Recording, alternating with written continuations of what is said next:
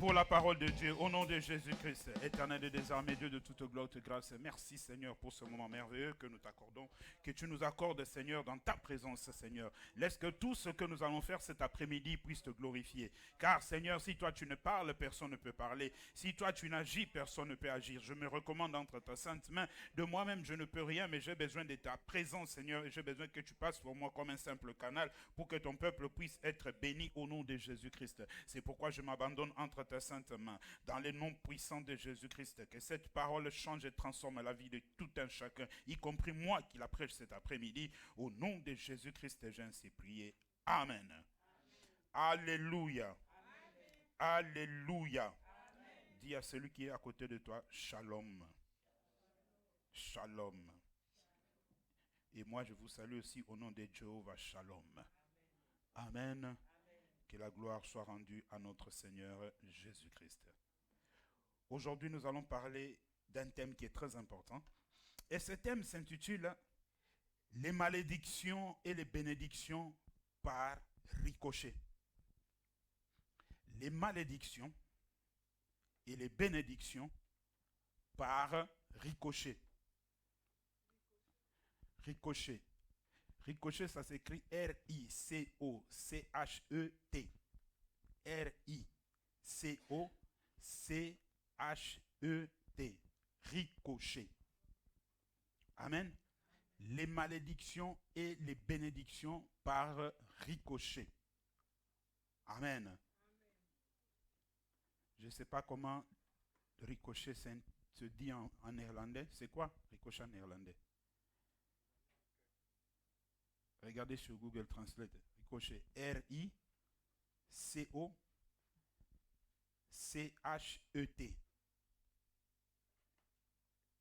Ricochet. R-I-C-O-C-H-E-T.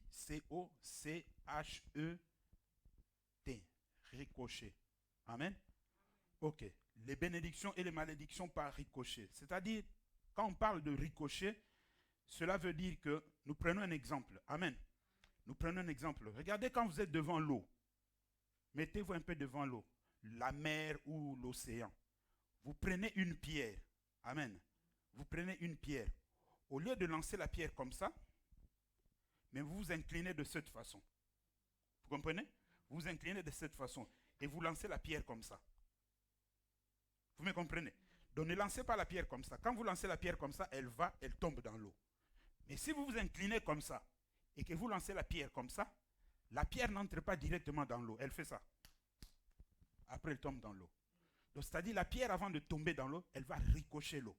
Tcha, tcha, tcha. Après, elle tombe dans l'eau. C'est ce qu'on appelle ricocher. Amen. Un autre exemple, je vise ce pupitre. Je vise ça. Mais il se fait qu'à côté de ce pupitre, il y a une table. Et quand je vise le pupitre, l'objet que je lançais contre le pupitre touche le pupitre, il se pourrait que le pupitre soit atteint, le pupitre est atteint, il a des dégâts, mais ça rebondit sur le pupitre et ça touche aussi la table. Donc, c'est-à-dire, l'objectif était concentré sur le pupitre, mais par ricochet, la table aussi a été touchée. Vous me comprenez? Donc, l'objectif, c'était le pupitre, mais par ricochet, comme la table était à côté, elle a aussi été touchée. Je crois que je suis clair. C'est pourquoi nous disons les malédictions et les bénédictions par ricochet. C'est-à-dire, tu peux être béni par ricochet, tu peux aussi être maudit par ricochet. Amen. Car le mot ricochet veut simplement dire conséquence ou effet indirect. C'est-à-dire, ce n'est pas toi qu'on a visé directement, mais tu es touché indirectement. Amen. Je ne vise pas ici, je vise cette pylône, mais il se fait que quand je frappe la pylône, l'ici est à côté, il est aussi touché. Donc il est touché par ricochet. Mais ce n'était pas lui l'objectif. L'objectif était cette colonne. Je crois que vous comprenez maintenant. Amen. Gloire soit rendue à l'Éternel. Bien-aimés, quand nous parlons de malédiction et bénédiction par ricochet, vous devez comprendre que dans la vie où nous sommes, chacun doit commencer à faire un examen de conscience. Amen. Pourquoi je dis que chacun doit commencer à faire un examen de conscience? Dieu nous a créés avec l'intelligence. Il y a un terme que, si je crois Papa Willy ou je ne sais pas qui, mais je crois que ça doit être plus Papa Willy, qui dit toujours, dans la vie, il faut avoir l'habitude de faire un bilan. Amen. Pourquoi on dit un bilan? Il y a de ses amis, il y a de ses fréquentations. Si tu ne fais pas un bilan, tu ne vas rien constater. Amen. Dans la vie, il faut apprendre à balayer. Amen. Il faut apprendre à balayer son entourage dans la vie. On ne vit pas éternellement ou bien on ne vit pas pour toujours avec des gens. Amen. Il y a des amis qui entrent dans nos vies qui un jour vont partir. Donc vous êtes comme un train. Quelqu'un entre dans votre vie, mais un jour il va descendre sur son arrêt. Alléluia. Un jour il va descendre sur son arrêt. Et si vous ne comprenez pas ça, vous allez forcer la relation et cette relation-là, par ricochet, peut vous amener la malédiction ou la bénédiction. Amen. Vous me comprenez? Dans la vie, il faut faire un nettoyage. Vous faites un bilan. J'en ai combien? Les amis que je fréquente souvent. Oh, il y en a 10. Tu regardes, celui-là, depuis que je suis avec lui, qu'est-ce qu'il m'a apporté dans ma vie à moi? Aucun conseil, aucune orientation qui peut t'aider, aucune démarche. C'est seulement l'ami là qui t'appelle, qui dit, ah, tu avais vu ceci, tu avais vu cela. Tu le balayes. Amen. Celui-là, depuis que je l'ai connu, qu'est-ce qu'il m'a apporté dans ma vie de positif? Lui, c'est simplement te dire, oh, on vend telle chose, telle place, on vend telle chose, telle place, on vend telle chose. Que te faire sortir de l'argent, tu le balayes. Alléluia. Celui-là, depuis que je l'ai connu, qu'est-ce qu'il m'a apporté? C'est celui qui t'appelle chaque soir pour parler de Maman Christine. Je le balaye. Alléluia. Celui-là, depuis que je l'ai... C'est celui qui t'appelle chaque jour là pour te dire que cette soeur-là ou ce frère-là n'était pas bien habillé à l'église. Je le balaye. Celui-là, depuis que je l'ai, qu'est-ce qu'il m'a apporté? Ah, quand je suis dans la détresse, c'est lui qui m'appelle souvent, des conseils. Il ne me lâche pas, il me dit sois forte, il me donne des versets bibliques. On prie ensemble au téléphone et je suis réconforté. Je le garde. Parce qu'il m'aide à aller de l'avant. Alléluia. Il faut faire le nettoyage. Si vous ne faites pas le nettoyage, vous serez dans la cacophonie. Alors vous ne saurez pas qui porte la malédiction et qui porte la bénédiction. Parce que nous sommes en train de parler de malédiction et de bénédiction par ricochet. Donc vous n'êtes pas ciblé, mais par ricochet, on vous touche. Amen. On commence avec quoi? Le point négatif ou positif? On commence avec le point négatif, pour bien finir quand même. Amen. Premier point, les malédictions par ricochet. Les malédictions par ricochet. Ça, c'est le premier point. A. Premier point, les malédictions par ricochet. Point A, vous écrivez la femme de Lot.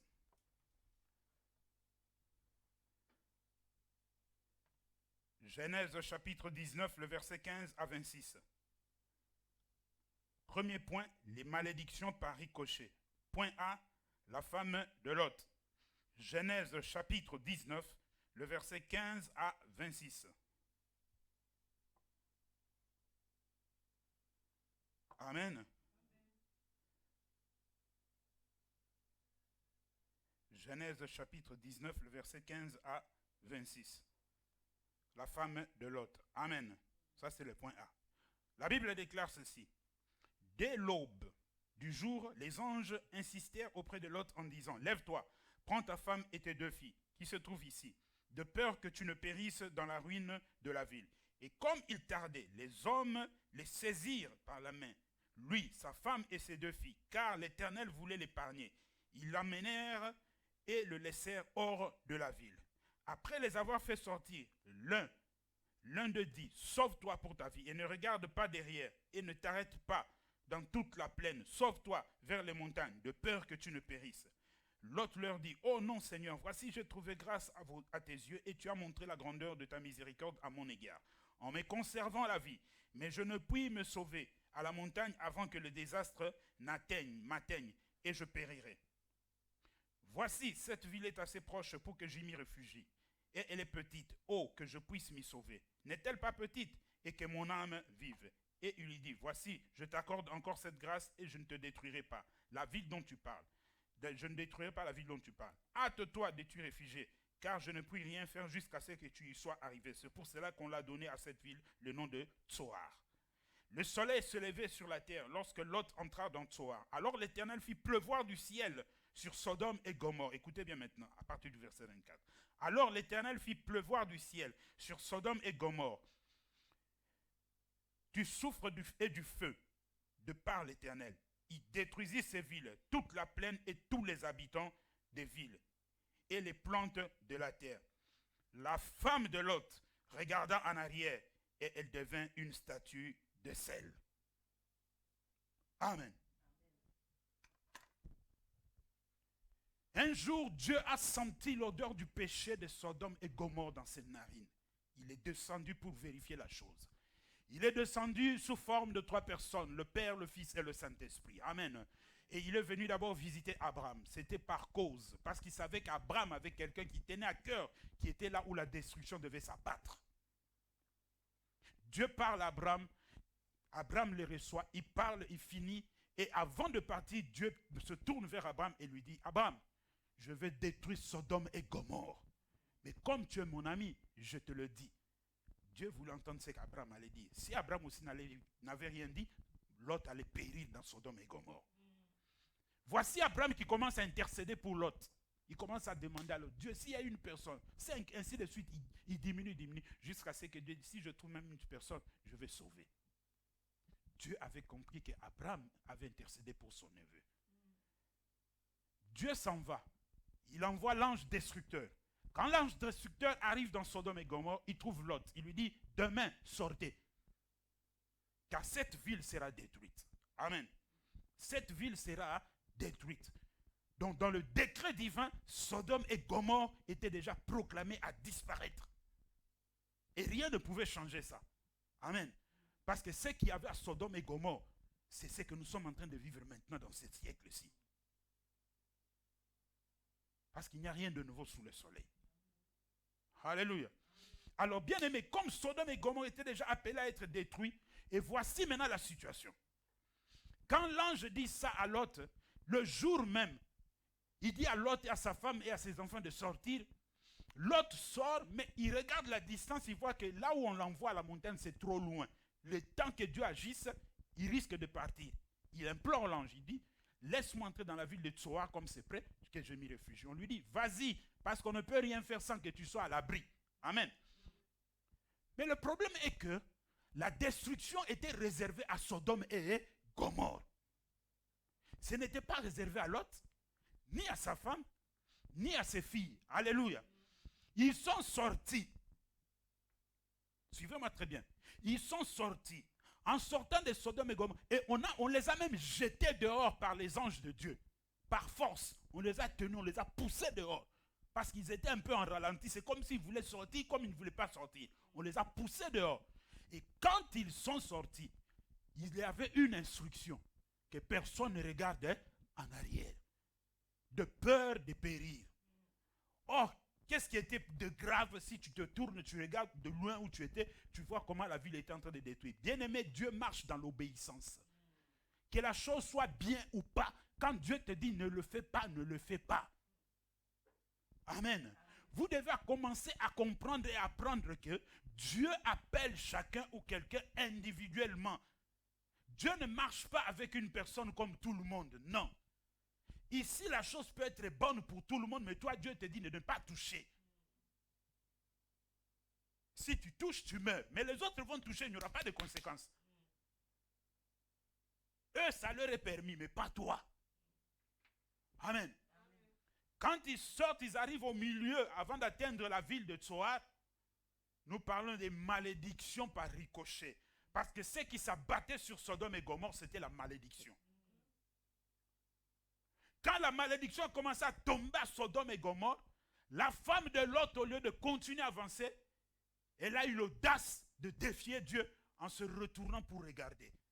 Ce qui fait que la malédiction qui tombait sur Sodome et Gomorrhe a ricoché et l'a rattrapé. Vous comprenez ça?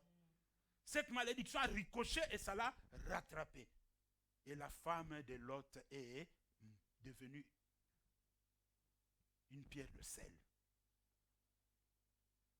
Donc si tu as besoin du sel de chez nous en Afrique, là, les grosses boules, là, tu vas là où la femme de Lot était devenue du sel. Avec ta cuillère, tu prends ça, tu vas les préparer. Amen. Elle est devenue du sel. Pourquoi? Parce qu'elle a eu l'audace de défier Dieu. Elle a reçu sa malédiction par ricochet. Elle n'était pas concernée, on l'avait déjà sauvée. Mais elle n'a pas voulu obéir à la parole de Dieu. Je vais plus loin. Quand Lot arrive à Tsoar, il ne fait pas longtemps à Tsoar, il voit que le comportement des gens de la ville de Tsoar n'était pas bon. Il fuit, il va à la montagne. Il va habiter dans la montagne, c'est-à-dire en dehors de la ville. Amen. En dehors de la ville. Et quand ils arrivent en dehors de la ville, Lot, quand il arrive là-bas, Lot devient ivre, un ivrogne. Amen. Je commence d'abord par lui. Lot devient un ivrogne. Nous parlons de malédiction par ricochet. Lot qui n'était pas ivrogne, Lot devient un ivrogne. Il commence à boire du vin et s'enivrer. Et c'est là que ces filles, qui étaient aussi à Sodome et Gomorrhe comme lui, ont eu des idées bizarres pour avoir des enfants avec leur propre père. Nous parlons de malédiction par ricochet. Qu'est-ce qu'il y avait dans Sodome et Gomorrhe? La dépravation. Toutes sortes de mauvaises mœurs étaient dans Sodome et Gomorrhe.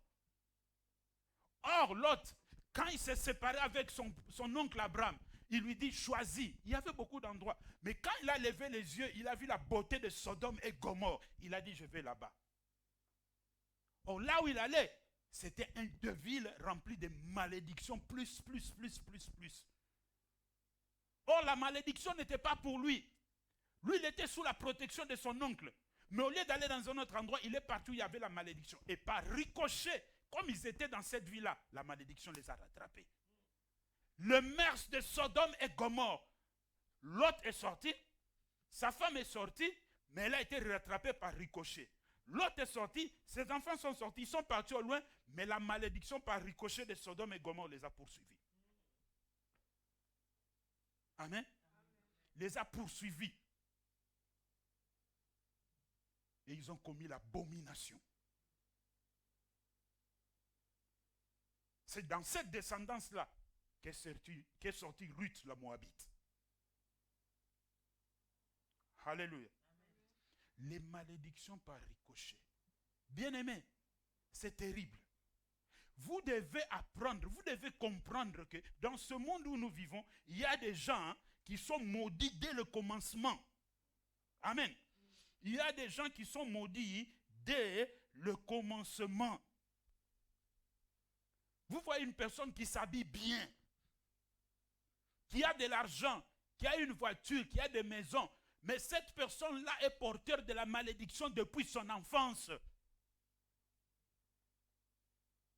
Amen.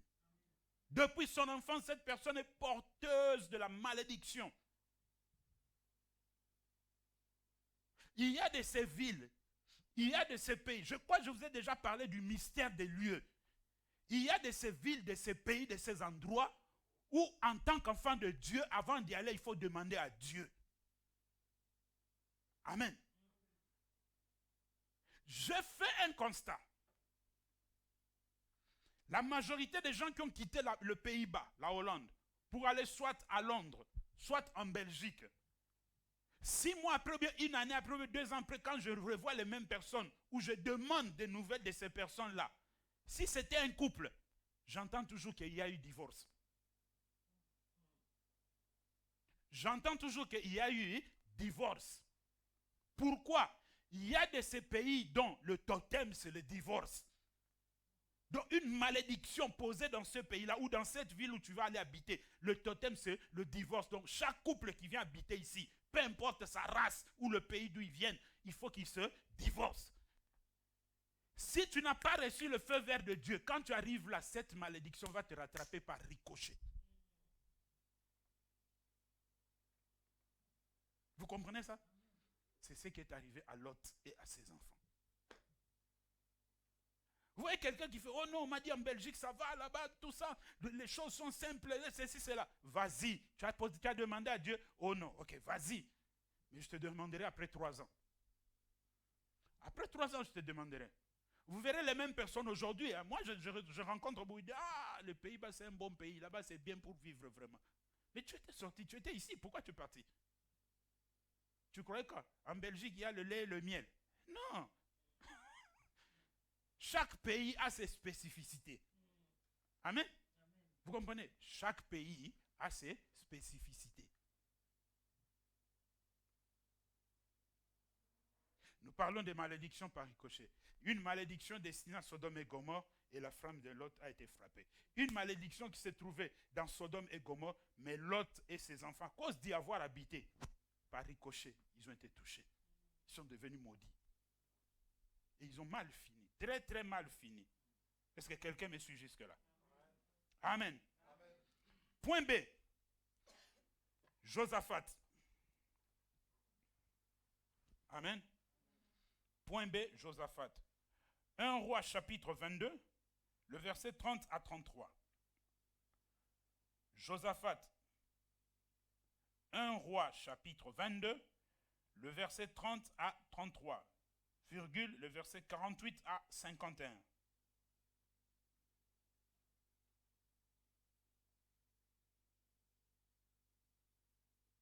Je répète, point B, Josaphat. 1 Roi chapitre 22, le verset 30 à 33, virgule, le verset 48 à 51. Amen. Lisons la parole. Le roi d'Israël dit à Josaphat, je veux me déguiser pour aller au combat, mais toi, revêt-toi de tes habits. Et le roi d'Israël se déguisa et alla au combat. Le roi de Syrie avait donné cet ordre aux 32 chefs de ses chars. Vous n'attaquerez ni petit ni grand, mais vous attaquerez seulement le roi d'Israël. Quand les chefs des chars aperçurent Josaphat, ils dirent, certainement c'est le roi d'Israël. Et ils s'approchèrent de lui pour l'attaquer. Josaphat poussa un cri. Les chefs des chars, voyant que ce n'était pas le roi d'Israël, s'éloignèrent de lui. Amen. Le verset 48 à 51, la Bible déclare ceci. Josaphat construisit des navires de Tarsis pour aller à Ophir chercher de l'or. Mais il n'y alla point parce que les navires se brisaient à Etchon-Guéber. Alors Akazia, fils d'Akab, dit à Josaphat, veux-tu que mes serviteurs aillent avec les tiens sur des navires? Et Josaphat ne voulut pas. Josaphat se coucha et ses pères, et il fut enterré avec ses pères dans la ville de David, son père, et Joram, son fils, régna à sa place. Akazia, fils d'Akab, régna sur Israël à Samarie, la 17e année de Josaphat, roi de Juda. Il régna 2 ans sur Israël. Amen. C'est ici que j'ai fait mon introduction du message d'aujourd'hui, que vous devez examiner toutes les fréquentations que vous avez dans votre vie, que ce soit à l'école, au travail, partout. Alléluia. Écoutez bien aimé. Josaphat va visiter Akab. Quand il va visiter Akab, une idée bizarre monte dans le cœur d'Akab. Akab dit que nous devons aller récupérer une ville qui nous appartient, sans avoir même l'autorisation de l'Éternel. Amen. Alors il dit à Josaphat, veux-tu venir avec moi? Josaphat dit, ok, ton combat c'est mon combat. Ta bataille c'est ma bataille. Là où tu irais, j'irai. Ok, dit la Bible. Malheur aux peuples qui font des alliances sans m'avoir consulté au préalable. Alléluia. Josaphat dit ça. Il dit, bon, ok, il n'y a pas un prophète de l'Éternel ici qu'on peut invoquer Dieu à travers lui pour savoir ce qui arrivera demain. Amen. Entre parenthèses, j'ouvre une parenthèse ici. Vous savez pourquoi les gens aujourd'hui aiment beaucoup consulter les prophètes? Vous verrez que les gens, oh, je n'ai pas, s'ils appellent en Afrique, ce n'est pas pour chercher un pasteur ou un évangéliste ou un docteur. Non, non, c'est pour chercher un prophète. Vous savez pourquoi les gens aime les prophètes. Il cherche toujours les prophètes. Oh prophète, qu'est-ce que Dieu dit? Prophète, dis-moi, qu'est-ce que... Vous savez pourquoi? J'ai fait un constat et j'ai symbiosé ça, j'ai compris que les gens ont encore les réflexes d'aller consulter les féticheurs. C'est pourquoi ils aiment beaucoup les prophètes. C'est encore dans les têtes des gens. Vous comprenez? Les gens ne veulent pas changer. Ils ne veulent pas avoir la crainte de Dieu. Ils ne veulent pas marcher dans la sanctification. Mais ils veulent toujours aller consulter les prophètes. Mais toi, tu ne veux pas changer ta vie. Tu ne veux pas être pur. Tu ne veux pas marcher selon les critères de Dieu. Tu cherches quoi chez les prophètes? Continue à aller chez les prophètes. Dieu va ressusciter Samuel et il va te parler. Amen. Dieu va réveiller Samuel et Samuel va te parler. Et vous savez que Samuel n'avait rien dit de bon à Saül. Hein? Ok. Amen. Josaphat implore qu'on cherche un prophète. On va chercher les 400 prophètes d'Akab. Ils viennent, ils prophétisent de la même façon. Josaphat regarde bien. Il avait quand même eu le discernement. Il regarde bien et dit, ces prophéties-là, 400 personnes qui disent les mêmes mots de la même façon. Je ne sens pas ça vraiment. Il se tourne vers Akab, il pose la question, il n'y a pas un autre prophète par qui on peut consulter l'Éternel? Akab lui dit, il y en a un, mais je ne l'aime pas. Parce que ce qu'il me dit n'est jamais bon. Ah, continue à consulter les prophètes. Tu vas rencontrer Michée, ou tu vas rencontrer Saül, il va te parler, et Samuel, pardon, il va te répondre. Amen. On va consulter Michée et on lui dit, viens, tu vas dire comme nous. Quand il arrive devant eux, il dit, si vous allez au combat, c'est la défaite, tu ne reviendras pas. Akab le fait arrêter, il dit, enfermez-le jusqu'à ce qu'il revienne. Il dit, si tu reviens, Dieu n'a pas parlé par moi. Amen. Nous parlons de malédiction par ricochet. Ils arrivent au combat. Or, le roi d'à côté, d'en face, l'adversaire, avait donné un ordre. Vous ne toucherez à aucun Israélien si ce n'est le roi d'Israël. Quand ils ont vu Akab, avant d'aller au combat, Akab dit à Josaphat, toi déguise-toi, c'est-à-dire toi sois pour moi et moi je vais me cacher. Comment tu peux accepter une telle chose? C'est lui qui amène l'idée, c'est lui qui doit être devant. Amen. Mais comment toi qui n'es pas le promoteur de l'idée, tu te mets devant? Amen. Alors ils arrivent au combat, lorsqu'on attaque Akab, il crie. Amen. Lorsqu'on attaque Akab, il crie. Et quand on voit que c'est... Josaphat, il crie. Et quand on remarque que ce n'était pas Akab, on le laisse. Amen. On le laisse. Et il rentre chez lui. Nous parlons de malédiction par ricochet. Or, il y avait déjà une malédiction qui planait sur Akab de la part de l'Éternel. À cause de ce qu'ils avaient fait avec sa femme Jézabel concernant Naboth. Amen. À cause de ce qu'ils avaient fait Naboth de Jezreel par rapport à son champ qui était son héritage. La malédiction de Dieu était sur lui. Et voici Akab, sans poser de questions à Dieu, va aller rencontrer, voici Josaphat, sans poser de questions à Dieu, va rencontrer Akab et va faire alliance avec lui. Nous parlons de malédiction par ricochet. Il fait alliance avec lui. Et quand il le quitte, après qu'il ait échappé à la vie, il est rentré chez lui, il va aller construire des navires de Tarsis pour aller à Ophir chercher l'or. Dieu va briser ces navires. La malédiction par ricochet. Il y a de ces gens dans la vie. Quand ils entrent dans ta vie commence à paniquer. Quand il entre dans ta vie commence à être mouvementée. Quand il entre dans ta vie commence à être bizarre. Là où tu voyais clair, ça devient flou. Là où tu devais avancer, tu deviens sur place. Tu commences à faire du sur place. Là où tu pouvais dire non, tu commences à dire oui. Là où tu pouvais dire oui, tu commences à dire non. Ce sont des gens à problème. Ce sont des gens qui ont la malédiction sur eux. Quand tu t'attaches avec eux, par ricochet, toi aussi tu es maudit. Amen. C'est ce qui est arrivé à Akab. À Josaphat, il a perdu ses navires à cause de la malédiction par ricochet qui était sur Akab. Alléluia.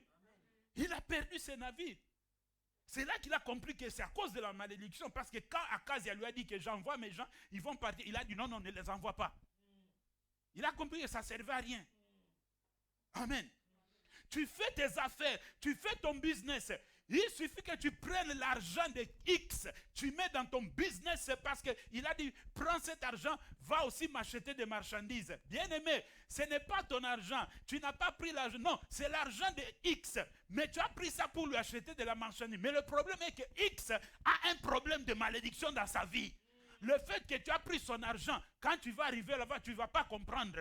Tu te retrouves à l'hôtel, tu viens là chaque jour, il n'y a pas de problème. Ce marché-là, tu le connais, il n'y a pas de problème. Tu achètes tous les jours, mais ce jour-là, en sortant, on va vous braquer et ton argent et l'argent de X, parti. Malédiction paraît ricochet. Amen. Et j'espère que vous comprenez là où la Bible parle, ne vous y trompez pas. Les mauvaises compagnies corrompent les bonnes mœurs. Alléluia. Il y a de ces amis-là, tu le rencontres, tu dis, ah, cet ami que j'ai rencontré, il a beaucoup d'argent, il est bien, tu le vois comme ça, tu l'apprécies par rapport à ce que tu vois, mais ce qui est caché derrière lui, tu ne vois pas. Tu ne vois pas. Tu le connais de façade. Mais ce qui est caché derrière lui, c'est ce qui est plus dangereux. Si ce n'est pas une personne qui porte la bénédiction, par ricochet, tu vas t'approcher de lui, il entre dans ta vie et tu reçois la malédiction par ricochet. Amen. Nous sommes à un temps où il ne faut plus avoir honte. Alléluia. Le temps de la honte est passé. Nous sommes à un temps où quand ce n'est pas ça, ce n'est pas ça. Parce que chacun maintenant doit veiller sur sa vie. Alléluia. Nous sommes à un temps où il faut être prudent.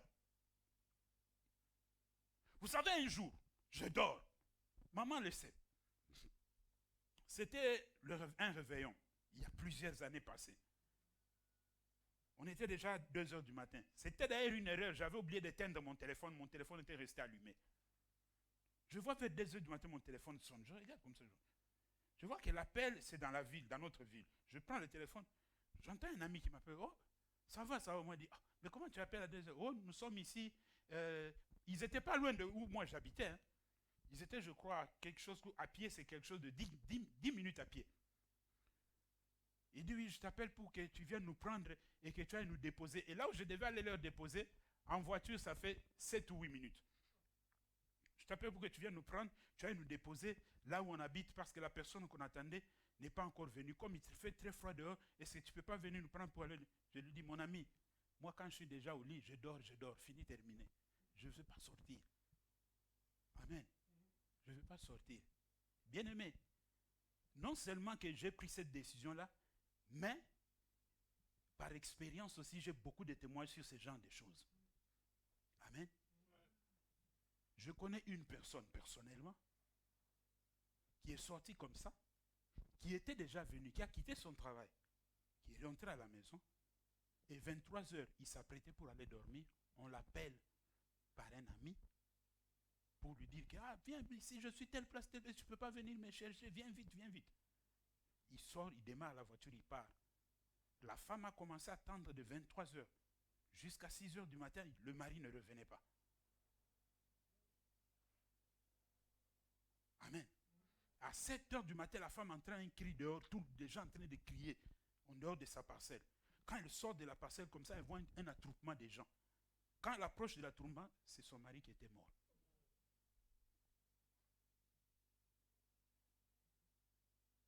Amen. Il faut faire très attention. Quand vous êtes déjà entré et que vous êtes assis, vous vous dites que je ne vais plus sortir, ne sortez pas. Vous devez commencer à être ferme dans votre vie. Ne cédez pas sur n'importe quoi. Ne cédez pas sur n'importe quel appel. Amen. Ne cédez pas. Alléluia. Hein? Vous comprenez ça? Hein? Nous sommes tous des parents.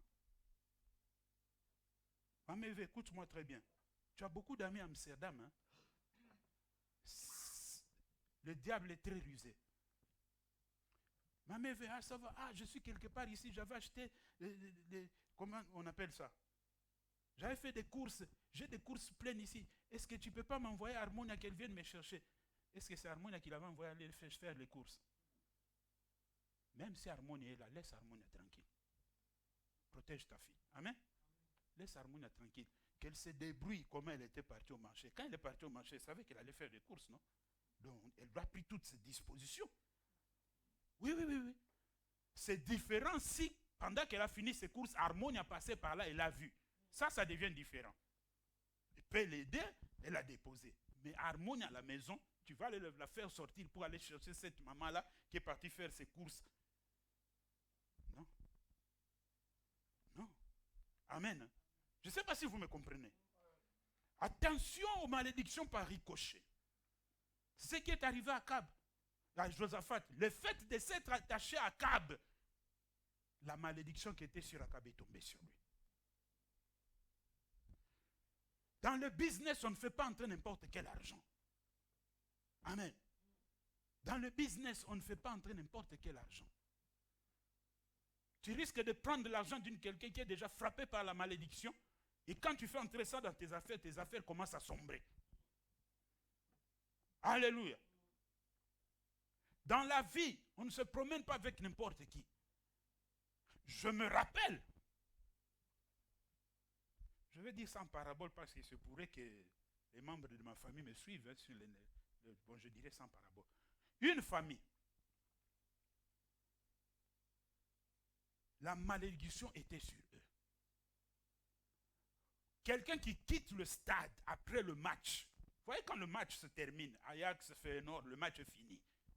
Il n'a même pas la vareuse de l'équipe de Feyenoord sur lui. Lui, c'est un supporter d'Ajax. Mais il n'a même pas la valeur de l'équipe de Feyenoord sur lui. Il quitte le stade en sortant. Il est habillé comme je suis habillé là. Il rentre chez lui, pendant qu'il est en train de rentrer chez lui à la maison.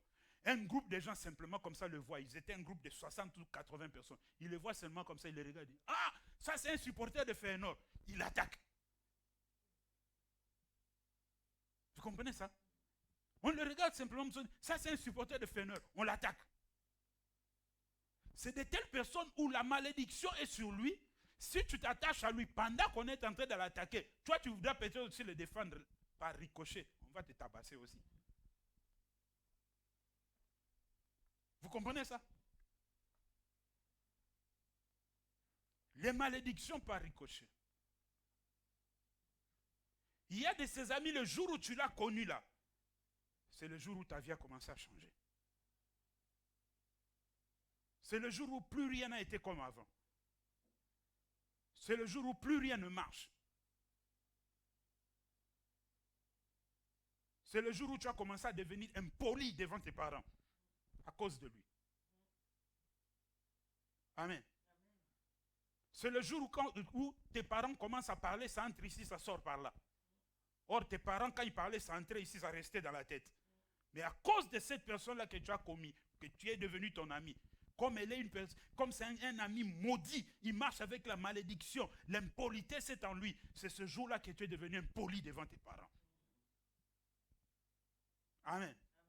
C'est ce jour où tu étais un enfant, quand papa parlait, tu te taisais. Maman parlait, tu te taisais, tu écoutais. Après, quand la colère de papa ou de maman diminuait, tu t'approchais avec politesse, tu disais non, papa ou bien maman, non, ce jour-là, tu ne m'avais pas bien compris. Ce que j'avais fait, c'était ce jour. Ah, peut-être papa ou maman va dire, ok, excuse-moi, c'était par la colère, je n'avais pas bien compris.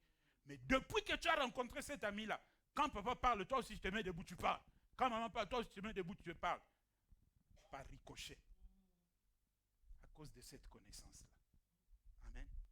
Si vous voyez de telles connaissances, tu te dis que celui-ci, depuis que je l'ai connu, j'ai remarqué que je ne respecte plus bien mes parents. Efface-le dans ta vie. Alléluia. Efface-le dans ta vie. Vous savez, je vais vous dire une chose. Nous les hommes, on est un peu de fois lourds. Mais je vous dis la vérité. La femme a la capacité de détecter facilement et rapidement plus que l'homme. Je vous dis la vérité. La femme a cette capacité-là de détecter facilement et plus rapidement que l'homme. La femme a la capacité de sentir plus rapidement que l'homme. Amen. Oui.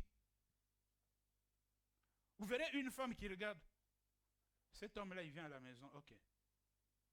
J'ai remarqué que ça fait 2-3 fois. Toi-même, tu ne comprends pas. Ah, ça va, mon pote, ah, ça va. Oh, non, mais je suis venu te chercher pour qu'on aille. Ok, ça va, je vais m'habiller. Tu vas, tu t'habilles. Ta femme te pose la question. Oh, tu vas. Non, non, mon pote là, il est venu me chercher, on va quelque chose. Ok, ça va aller, viens. Tu pars. 2 jours après, il revient. Oh, je suis venu te chercher, tu connais, on va. Ta femme te pose la question. Oh, mon pote là est venu. Quand tu rentres le jour suivant, elle te dira carrément, elle dit, j'ai remarqué que depuis que ton ami là commence à venir ici, on n'a plus de conversation entre nous deux. À chaque fois qu'il vient, tu pars, tu reviens tard, on ne peut pas se parler. Et elle t'impose maintenant, elle dit, je ne vais plus le voir ici. Et quand la femme parle comme ça, si tu es un homme qui aime ta femme, tu es obligé d'écouter.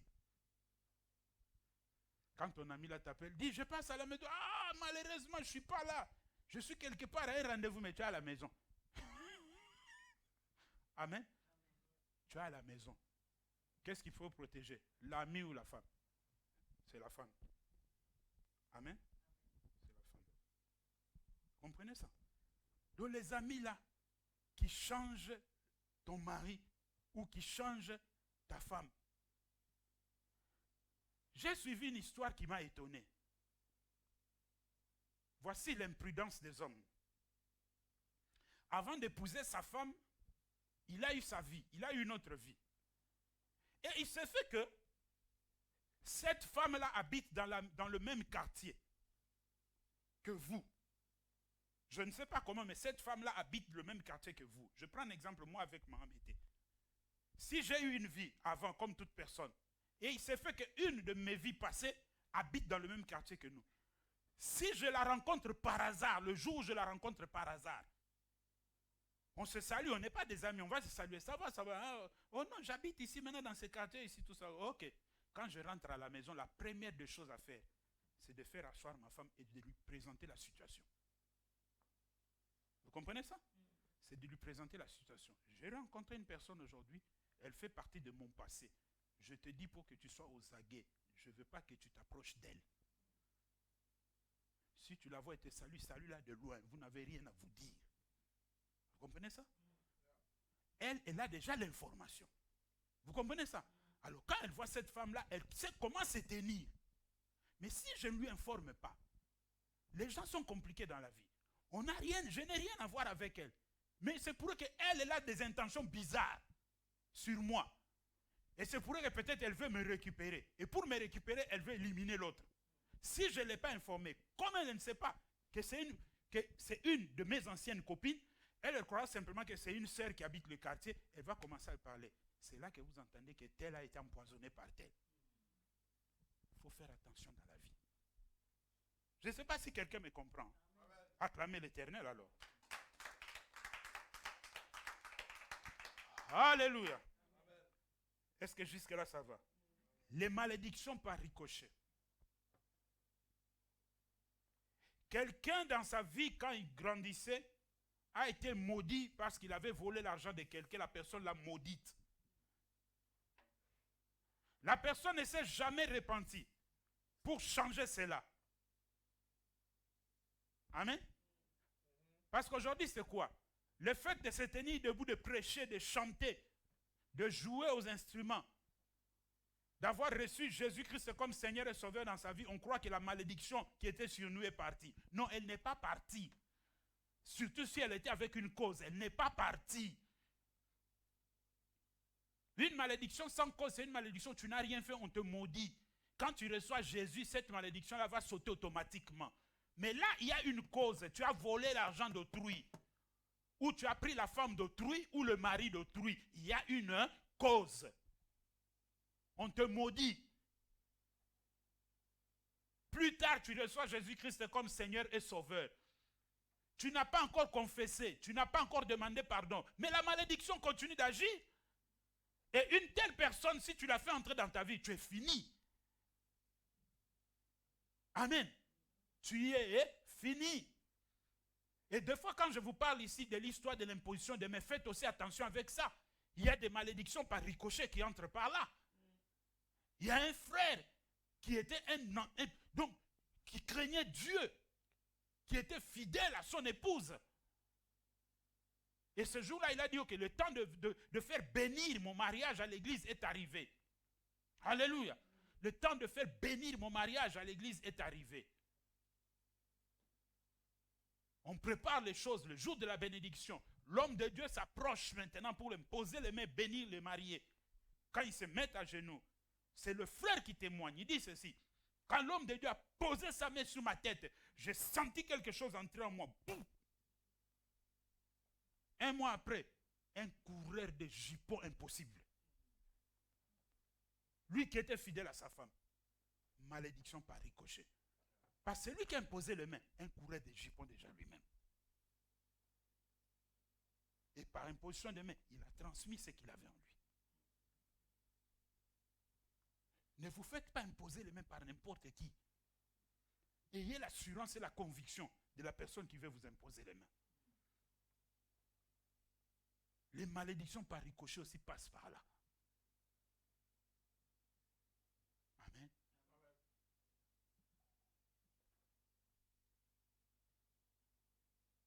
On va essayer un peu d'arrêter les malédictions par ricochet là, parce que sinon, on va être malade.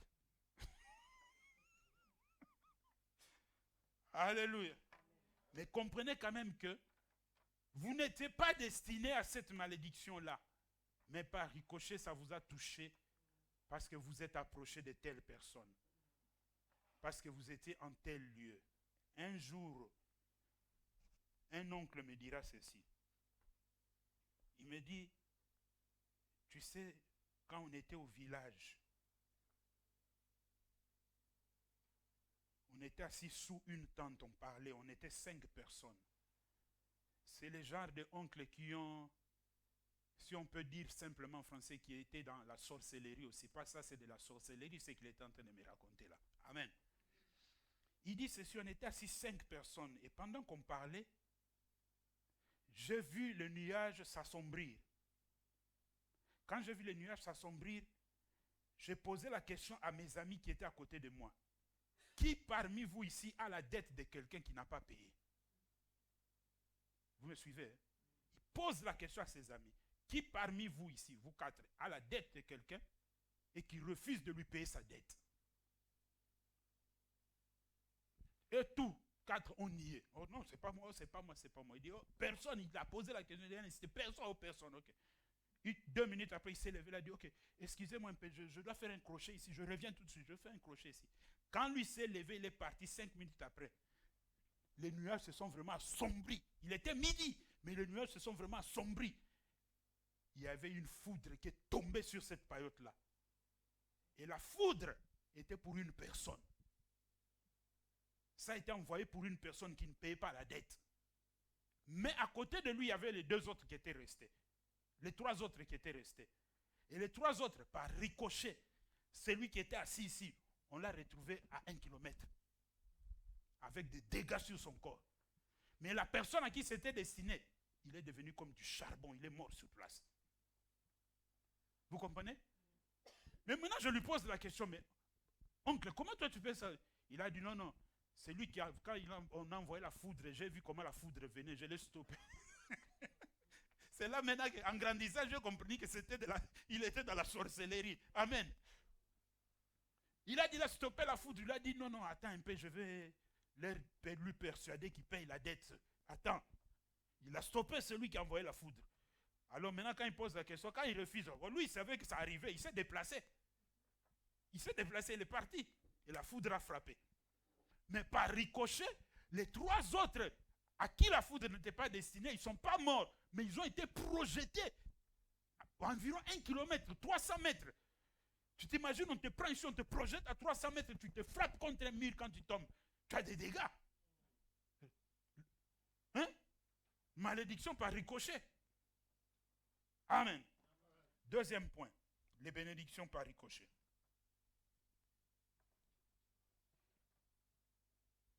Maintenant, on va être un peu gai. Alléluia. Les bénédictions par ricochet.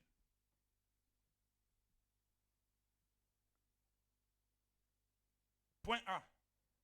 Potiphar et l'Égypte.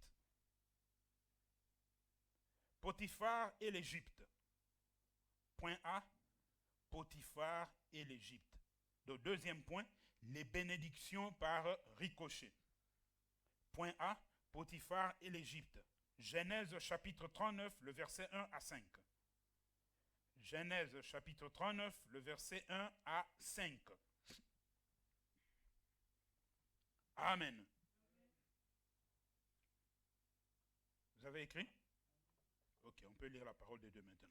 On fit descendre Joseph en Égypte, et Potiphar, officier de Pharaon, chef de garde égyptien, l'acheta des Ismaélites qu'il y avait fait descendre. L'Éternel fut avec lui, et la prospérité l'accompagna. Il habitait dans la maison de son maître, l'Égyptien.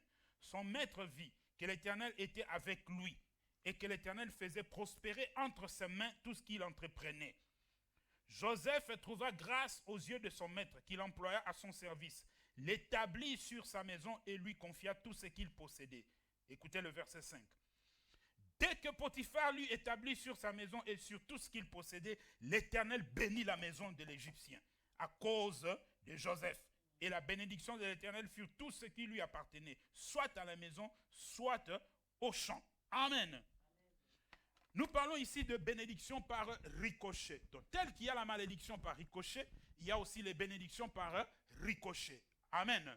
On nous parle ici de Joseph. Joseph, quand il arrive en Égypte, en arrivant en Égypte, on le vend à Potiphar, qui était un des capitaines de l'armée de Pharaon. En le vendant chez Pharaon, la Bible nous dit que dès que Joseph a commencé à servir comme esclave, Potiphar, avec son discernement obscur du monde des ténèbres, a vite compris que ce garçon est différent. Depuis qu'il a commencé à toucher les choses ici, je vois qu'il y a un chamboulement. Alors je vais le mettre à la tête. Il doit prendre l'autorité de toute ma maison et de tout ce que je possède. Et la Bible nous dit, au moment simplement qu'il a proclamé cela et qu'il a remis les clés entre les mains de Joseph, la bénédiction de Dieu qui marchait avec Joseph par ricochet a touché tout ce qui appartenait à Potiphar. Alléluia.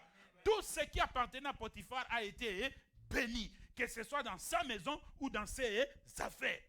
Alléluia. Bien-aimé, il y a de ces gens, il y a de ces amis, il y a de ces personnes. Quand ils entrent dans votre vie c'est clair. Votre vie, c'est clair. Amen. Votre vie, c'est clair. C'est comme Joseph. Quand il est entré dans la maison de Potiphar s'était éclairée. Pourquoi? Parce que la bénédiction de Dieu était sur lui. La bénédiction de Dieu était sur lui. Il y a de ces gens, quand ils entrent dans votre business, le fait d'entrer dans votre business jump, c'est-à-dire ça monte.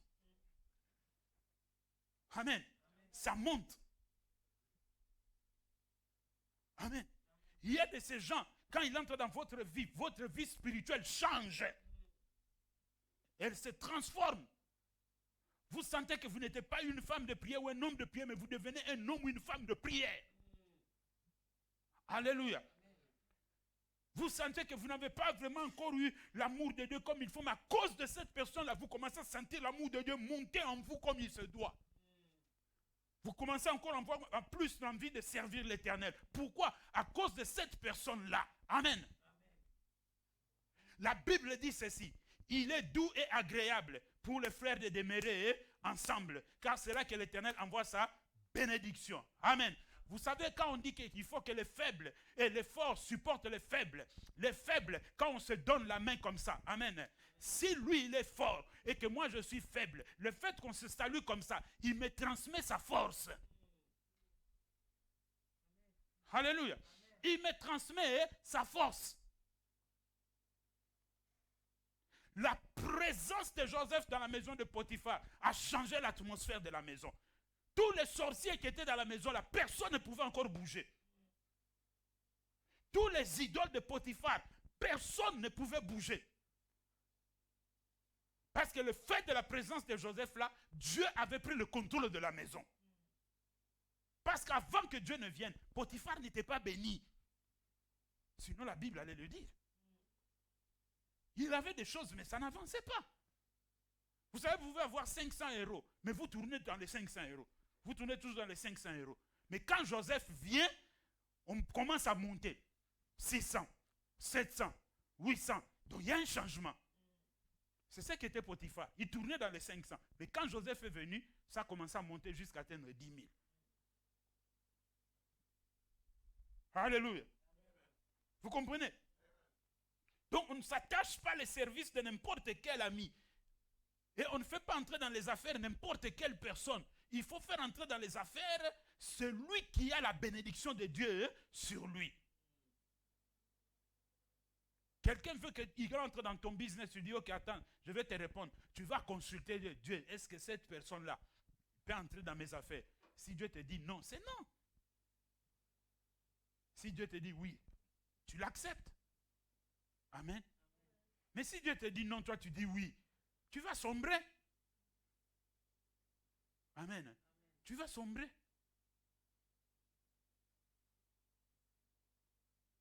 Alléluia. Vous savez, Balaam, et regardez, il y a ici Balaam, qui était devenu un prophète mercenaire, que pour maintenant prophétiser, il devait recourir aux enchantements. Au milieu ici, il y a Israël, un peuple béni de Dieu. Amen. Et à côté ici, il y a le roi Balak, un homme qui était dans la malédiction et dans l'occultisme. Amen.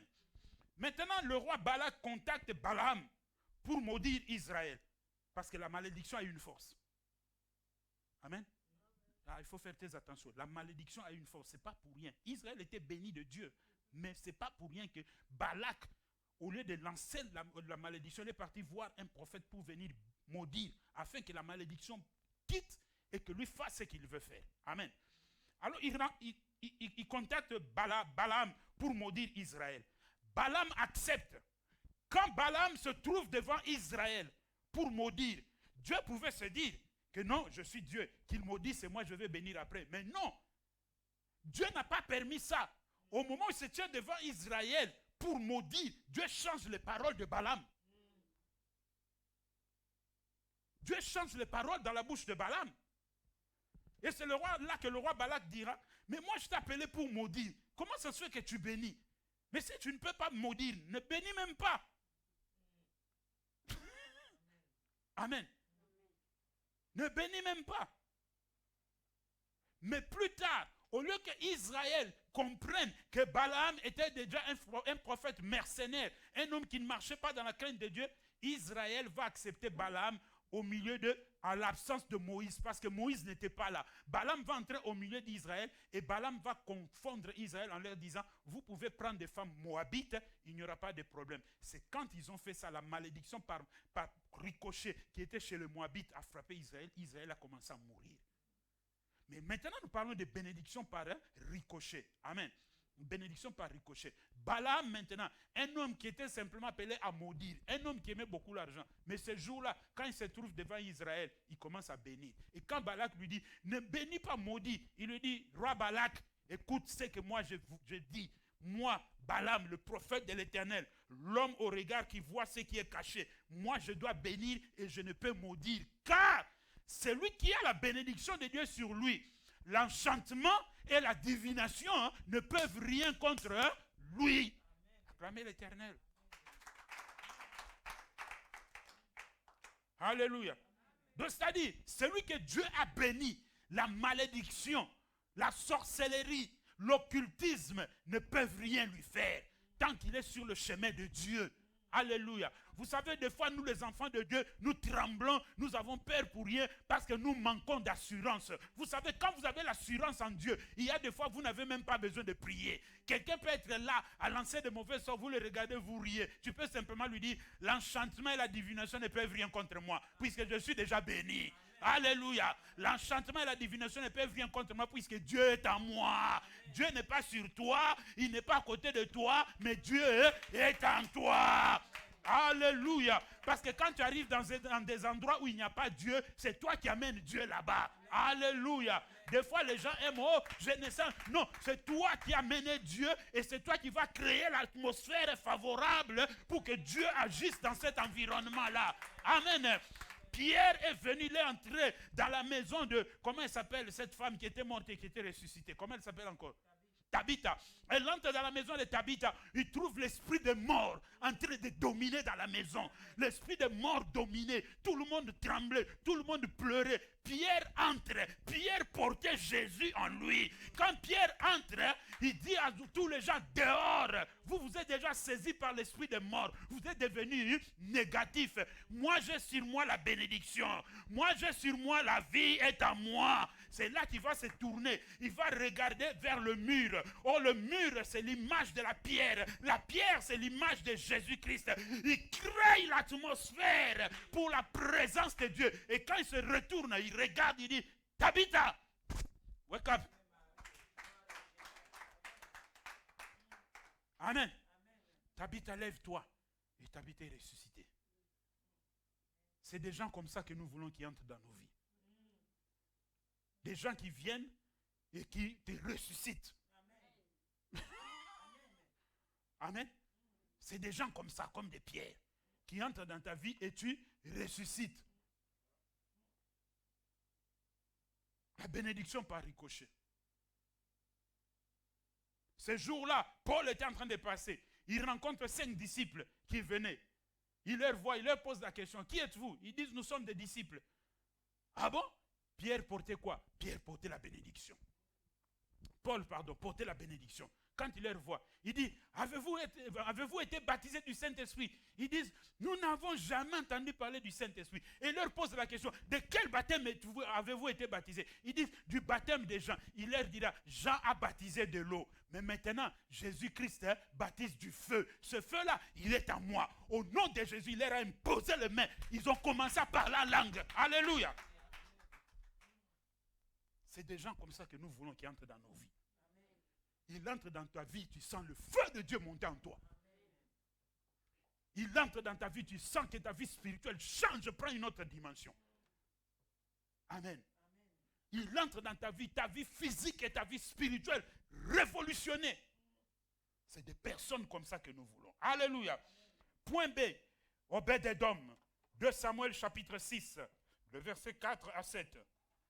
Point B, Obed-Edom, 2 Samuel chapitre 6, verset 4 à 7. Virgule le verset 9 à 12. Je répète, point B, Obed-Edom. 2 Samuel chapitre 6, le verset 4 à 7, virgule le verset 9 à 12. Amen.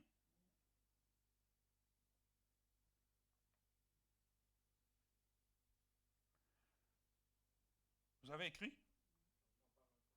Obed-Edom. Point B, Obed-Edom.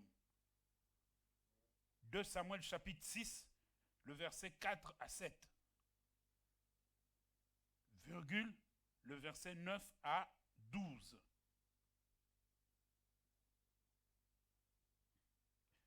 Alléluia. Lisons la parole. Ils emportèrent donc de la maison d'Abinadab sur la colline. Uza marchait à côté de l'arche de Dieu. Et Akjo allait devant l'arche. David et toute la maison d'Israël jouaient devant l'Éternel de toutes sortes d'instruments, de bois, de cypres, de harpes, de luttes, de tambourins, de sistres et de cymbales. Lorsqu'ils furent arrivés à l'ère de Nacon, Uza étendit la main vers l'arche de Dieu et le saisit, parce que les bœufs la faisaient pencher. La colère de l'Éternel s'enflamma contre Uza, et Dieu le frappa sur place à cause de sa faute. Uza mourut là, près de l'arche de Dieu. Amen. Versets 9 à 12. David eut peur de l'Éternel en ce jour-là et il dit, comment l'arche de l'Éternel entrerait-elle chez moi? Ils ne voulurent pas retirer l'arche de l'Éternel chez lui dans la cité de David et il la fit conduire dans la maison d'Obed-Edom de Gath. L'arche de l'Éternel resta 3 mois. Écoutez, hein, l'arche de l'Éternel resta 3 mois dans la maison d'Obed-Edom de Gath. Et l'Éternel bénit Obed-Edom et toute sa maison. On vient dire à David, au roi David, l'Éternel a béni la maison d'Obed-Edom et tout ce qui est à lui, à cause de l'arche. L'Éternel a béni la maison d'Obed-Edom et tout ce qui est à lui à cause de l'arche de Dieu. Et David s'est mis en route et il fit monter l'arche de Dieu depuis la maison d'Obed-Edom jusqu'à la cité de David au milieu de réjouissance. Alléluia. Poussez des cris de joie pour la gloire de l'Éternel. La Bible nous dit ceci. Dieu avait donné un principe, un système pour transporter l'arche de Dieu. Dieu n'avait pas donné ce droit-là à n'importe qui. Le droit de transporter l'arche était donné aux Lévites. Et ce n'était pas donné à tous les Lévites. Dans les Lévites aussi, il y a des catégories. Il y avait les Kénanites, il y avait ainsi de suite. Il y avait d'autres qui étaient pour la musique. Il y avait d'autres qui devaient porter l'arche sur les épaules. Il y avait d'autres qui devaient déplier l'arche. Donc, il y avait toute une catégorie. Un jour, je parlerai de ça, mais pas aujourd'hui. Alléluia. Je passe. Donc, c'était les Lévites qui devaient porter l'arche. Les Lévites n'ont pas porté l'arche. Pourquoi? Parce que David a voulu faire comme les Philistins avaient fait pour faire sortir l'arche de leur pays. Parce que quand l'arche avait frappé leur idole Dagon et qu'il avait frappé tous les gens de ce pays-là, des hémorroïdes et des maladies bizarres, ils se sont dit on ne peut pas toucher à l'arche.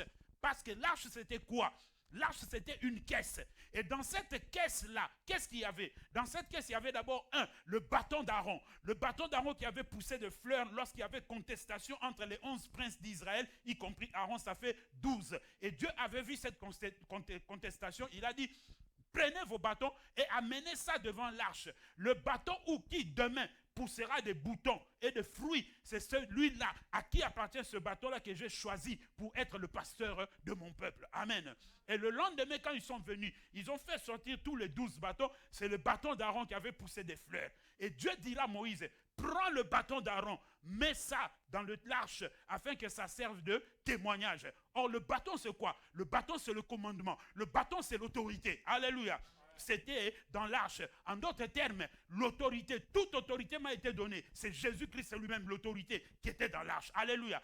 La deuxième chose qu'il y avait dans l'arche, c'était quoi? C'était une partie de la manne qu'ils avaient mangée dans le désert. Amen. Dieu avait dit à Moïse, prends une partie, garde ça dans l'arche, afin que ça serve de témoignage. Or, la manne, c'est quoi? C'est le pain. Jésus-Christ est le pain de vie. Il était là. Alléluia. La troisième chose, c'était quoi? Les 10 commandements que Moïse avait reçus à la montagne. Dieu lui dira, mets ça aussi à l'intérieur pour que ça serve de témoignage. Or, les 10 commandements, c'est quoi? C'est la parole. La parole, c'est Jésus. Donc, l'arche, c'était Jésus lui-même, l'ombre de ce qui devait venir plus tard pour habiter en nous. Mais là, il était encore une boîte au milieu de son peuple. C'est plus tard qu'il sera Emmanuel, Dieu parmi son peuple. Alléluia.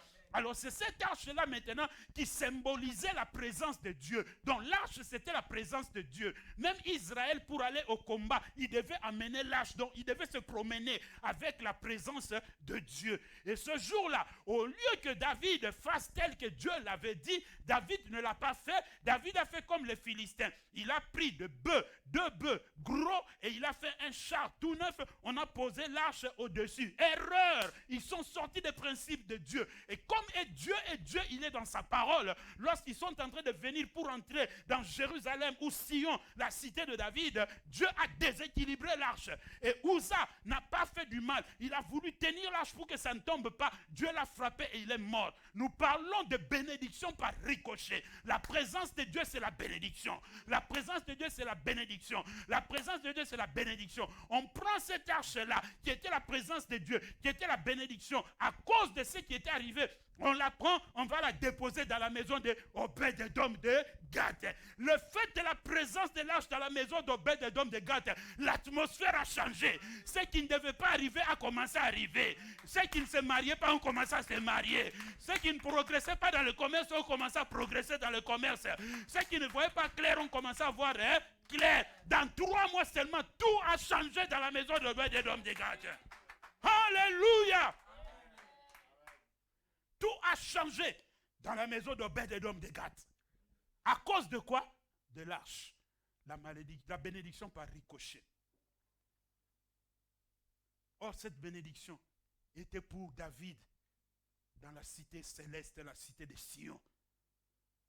Mais comme David n'avait pas respecté les principes, ça ne pouvait plus entrer. On a pris la bénédiction, on l'a amené dans la maison d'Obed-Edom. Par ricochet, lui qui n'était pas destiné à la bénédiction, il a été béni. Alléluia. Il a été béni. Amen, amen, amen. La Bible dit dans Matthieu chapitre 10, le verset 40 à 42. Si vous recevez un prophète dans votre maison, la bénédiction du prophète descendra dans votre maison. Amen. Un véritable homme de Dieu, quand il marche, quand il passe avec la bénédiction de Dieu. Alléluia. Ne regardez pas sa physionomie. Ne regardez pas parce qu'il est mince, il est court comme moi. Ne regardez pas. Quand je passe chez vous, là, quand tu me regardes, tu dis, ah, il est habillé en jean. Si tu me regardes comme ça, je vais partir avec la bénédiction que j'ai amenée. Ah oui. Quand tu commences à raisonner comme ça, la bénédiction que je vais amener, ça ne va pas rester. Je vais partir avec ça. Amen. La Bible est claire. Celui qui reçoit dans sa maison un prophète, il reçoit aussi la bénédiction du prophète. Et ça ne s'arrête pas là. Parce qu'on aime seulement parler des hommes de Dieu, mais la Bible va plus loin. Il parle maintenant des enfants de Dieu. Que dit la Bible? Celui qui reçoit aussi un de ses enfants dans ses maisons lui donne un verre d'eau. C'est à moi qu'il l'a donné. Donc, un homme de Dieu et un enfant de Dieu authentique marchent avec la bénédiction. Ce n'est pas seulement les hommes de Dieu. Les enfants de Dieu aussi. Un enfant de Dieu authentique que tu reçois dans ta maison, qui craint Dieu, il a la bénédiction avec lui. Il vient là, il dit, maman Christine, ça va, tu le reçois. Vous parlez, tu lui donnes de l'eau. Ou un jus, je ne sais pas. C'est que tu vois le fruit, il prend, il boit. Avant de se dire, ah, maman Christine, merci, que Dieu te bénisse. Hein. Reste en paix, il part. Les paroles qu'il a prononcées, qu'il soit un enfant de Dieu, un homme de Dieu, la bénédiction est là. La bénédiction est là. Alléluia. Vous savez, même par les paroles, on peut aller au-delà. On peut aller même plus loin. Je vous donne un exemple. Un païen plus, qui ne connaît pas Dieu. Amen. Qui ne connaît pas Dieu. Vous le voyez, il est dans les besoins, vous l'aidez. Et ce païen-là dit, frère Nissi, sois béni, que Dieu te bénisse, que Dieu te voie. Tu es béni ou tu es maudit? Tu es béni. Ne vois pas qu'il est païen. Ce qu'il a prononcé là sont des paroles de bénédiction. Tu es béni. Amen. Vous comprenez ça? Tu es béni. David a compris en espace de 3 mois qu'il était en danger. Amen. Il a senti, parce que ce qu'on lui a dit là, la Bible ne nous écrit pas tout. Mais ce n'est pas pour rien qu'on est venu lui dire ça. C'est que c'était terrible. C'était vraiment terrible. Pour qu'on vienne dire ça à David, c'est que c'était des bénédictions extraordinaires. Pour qu'on vienne, David, la maison d'Obed-Edom de Gad, il y a des choses extraordinaires qui se passent là-bas. Qu'est-ce qui se passe là-bas? Oh, David, tu connais Obed-Edom? Je le connais. Celui qui passe ici à pied là, il a toujours des babouches. David, il a maintenant 5 jeeps. Hein? 5 jeeps, qu'est-ce qu'il fait? L'arche.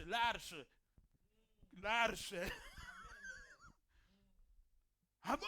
C'est là que David est parti consulter le livre des chroniques. Il a dit, c'est comme ça qu'on devait faire entrer l'arche dans Jérusalem. Et David a appliqué ce qui devait être fait. C'est là que l'arche a quitté pour entrer à Jérusalem.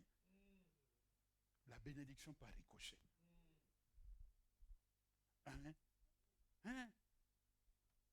Un enfant de Dieu, un véritable, authentique, où tu es convaincu, qui est en train de grelotter dehors avec le froid. Tu le vois, tu dis, mais qu'est-ce qui ne va pas? Je n'ai pas où aller, ok. Mais demain, tu vas aller à la police. Oui, je vais aller à la police, ok. Aujourd'hui, tu passes la nuit ici. Le fait qu'il a passé la nuit là, c'est l'arche qui était là. Et quand il part demain, la bénédiction est restée. Et tu verras quand le Saint-Esprit va commencer le travail, il va te rappeler. Le Saint-Esprit a l'habitude de rappeler. Tu diras, si tu es béni, c'est à cause de l'arche que tu avais reçu ce jour-là. Parce que tout enfant de Dieu est un arche. Vous devez comprendre ça. Vous comprenez ça? Avant, c'était une boîte avec ces 3 choses que je vous ai dit à l'intérieur. Or, aujourd'hui, ce n'est plus une boîte, c'est un corps humain avec Jésus spirituellement en nous. Amen. Nous sommes en train d'arriver à la fin et on va prier par rapport à ce point. Ce point C. Les disciples.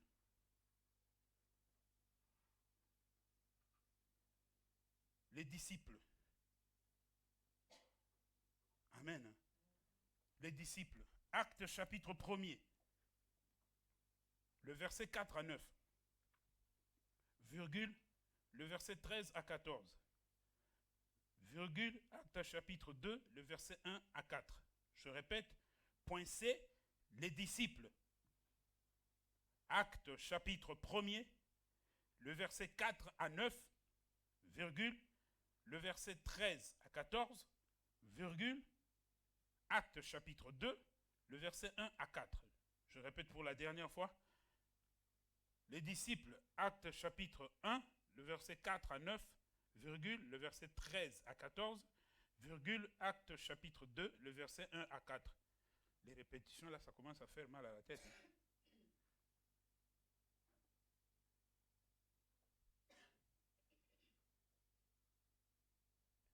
Vous avez écrit? On peut lire la parole de Dieu. Comme il se trouvait avec eux, il leur recommanda de ne pas s'éloigner de Jérusalem, mais d'attendre ce que le Père avait promis. Ce que je vous ai annoncé, leur dit-il. Car Jean a baptisé d'eau, mais vous, dans peu de jours, vous serez baptisés du Saint-Esprit. Alors les apôtres réunis lui demandèrent, Seigneur, est-ce en ce temps-là que tu rétabliras le royaume d'Israël? Il leur répondit, ce n'est pas à vous de connaître le temps ou le moment que le Père a fixé de sa propre autorité. Amen. Mais vous recevrez une puissance, le Saint-Esprit survenant sur vous, et vous serez mes témoins à Jérusalem, dans toute la Judée, dans Samarie, jusqu'aux extrémités de la terre. Après avoir dit cela, il fut élevé pendant qu'il le regardait, et une nuée le déroba. Amen. Versets 13 à 14, la Bible déclare ceci. Quand ils furent arrivés, ils montèrent dans la chambre haute, où ils se tenaient d'ordinaire. C'était Pierre, Jean, Jacques, André, Philippe, Thomas, Barthélemy, Matthieu, Jacques, fils d'Alphée, Simon, les Zélotes, et Jude, fils de Jacques. Amen. Tous d'un commun accord persévéraient dans la prière avec les femmes et Marie, mère de Jésus, et avec les frères de Jésus. Amen. Ils arrivent à la montagne des Oliviers. Quand ils arrivent à la montagne des Oliviers, c'est là que Jésus commence à donner les dernières instructions. Amen. Et c'est sur la même montagne des Oliviers que le Maître reviendra. Amen. Quand il arrive là, il donne les dernières instructions. Il dit, vous, ne vous éloignez pas de Jérusalem. À qui il parlait? Il parlait aux 11 qui étaient restés. Amen. Nous parlons de bénédictions par ricochet. Il parlait aux 11 qui étaient restés. Ne vous éloignez pas de Jérusalem. Alléluia. Attendez ici ce que je vous ai promis, que le Père avait dit. Le Saint-Esprit viendra sur vous. Et pendant qu'il finissait de parler, une nuée le dérobe, il commence à monter. Et il commence à le regarder. Et c'est là que l'ange est venu leur dire, arrêtez de regarder, ça ne sert plus à rien, rentrez. Amen. Mais la Bible nous dit maintenant, quand ils sont rentrés dans le groupe de 11 là, amen, à qui était destinée la bénédiction qui était la puissance du Saint-Esprit? Pendant qu'ils rentraient maintenant pour montrer dans la chambre haute, il y a eu un autre groupe qui est venu leur rejoindre dans la chambre haute. Est-ce que vous me suivez? Il y a eu un autre groupe qui est venu leur rejoindre dans la chambre haute. Parmi ce groupe-là se trouvait Marie, la mère biologique de Jésus, et les frères biologiques de Jésus et autres personnes. C'est-à-dire, ce n'était plus simplement les apôtres, mais les disciples, d'autres disciples qui sont venus leur rejoindre. Ils pouvaient être peut-être environ de 50 ou 60 ou 70 personnes. Amen. Donc il y a eu les disciples qui avaient reçu la promesse que le Saint-Esprit allait venir sur eux, qu'ils allaient être les témoins à Jérusalem, à Samarie et à Judée aux extrémités de la terre. Mais pendant qu'ils rentraient à Jérusalem pour monter dans la chambre haute et attendre la promesse s'accomplir, un autre groupe est venu les rejoindre. Dans ce groupe-là se trouvaient les frères biologiques de Jésus, sa mère biologique Marie et d'autres personnes. C'est-à-dire le groupe s'est agrandi. Alléluia. 50 jours après la montée de Jésus, le Saint-Esprit maintenant descend. Nous sommes dans Actes chapitre 2 maintenant. Le verset 1 à 4.